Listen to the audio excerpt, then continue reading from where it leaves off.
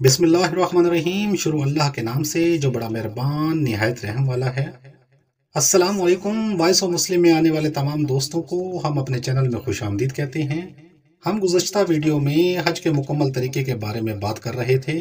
Video शुरू करने से पहले मेरी तमाम दोस्तों से गुजारिश है कि मेरी इस वीडियो को लाइक, चैनल को सब्सक्राइब और साथ दिए गए बेल बटन को प्रेस कर दें। इससे मेरी हौसला अफजाई होगी। हज के तीसरे दिन 10 ज़िलहज्जा के अहवाल।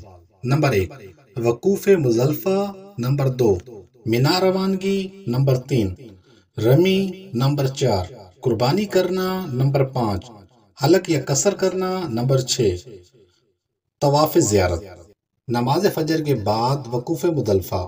वकूफ़ मुज़ल्फ़ा की रात दुआओं में मशगूल होकर गुजरने के बाद फजर की नमाज अव्वल वक्त में बाजमात अदा करें। फिर सूरज निकलने तक ज़िक्र व अज़कार और दुआ इस्तग़फ़ार और तलबिया में मशगूल रहते हुए वक्फ़ करें। मुज़ल्फ़ा से कंकरियाँ उठाना। इस दौरान मुज़ल्फ़ा से कंकरियाँ उठाएं जो जुमरात को मारने के लिए इस्तेमाल की जाएंगी। हर हाजी चने या खजूर की गुठली के बराबर 17 कंकरियाँ मुज़ल्फ़ा से उठाए। मिना रवानगी और बड़े शैतान की रमी। तलुए आफ्ताब के वक्त मिना रवाना हो जाएं और मिना पहुंचकर सबसे पहले जमरात उक़बा बड़े शैतान की रमी कीजिए। 10 ज़िलहज्जा को सिर्फ बड़े शैतान की रमी की जाती है। पहले दिन की रमी के लिए 24 घंटे। इस दिन रमी का अफजल वक्त तलुए आफ्ताब से ज़वाल तक है, लेकिन इसका जायज़ वक्त 10 ज़िलहज्जा के तलुए आफ्ताब से लेकर अगले दिन 11 ज़िलहज्जा के सुबह सादिक तलु होने से पहले तक है। रमी का तरीका। 7 कंकरियां हाथ में लेकर इस तरह खड़े हों कि मिना आपके दाएं जानिब और मक्का मुकरमा बाएं जानिब हो। बाएं हाथ के अंगूठे और शहादत की उंगली से पकड़कर एक एक कंकरी सतून पर मारी जाए। कंकरी का आते में गिरना काफ़ी है, सतू को रगना ज़रूरी नहीं। पहली कंकरी मारने से पहले तलबिया पढ़ना बंद कर दें और जमरात उक़बा बड़े शैतान की रमी के बाद वहां पर दुआ ना मांगी जाए। कुर्बानी करना। रमी के बाद कुर्बानी कीजिए। कुर्बानी करना वाजिब है।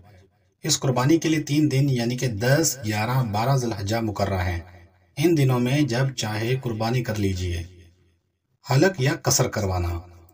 कुर्बानी करने के बाद मर्द पूरे सर के बाल मुंडवाएं या अपने हाथ के पूरे सर के बाल की उंगली के बराबर कुछ ज़्यादा कटवाएं, मगर मुंडवाना अफजल है। ख़वातीन पूरे सर के बाल उंगली के पूरे के कुछ ज़्यादा हिस्से तक कटवाएं, ताहम चौथाई सर के बाल पूरे से कुछ ज़्यादा कटवा दिए जाएं तो काफ़ी हैं।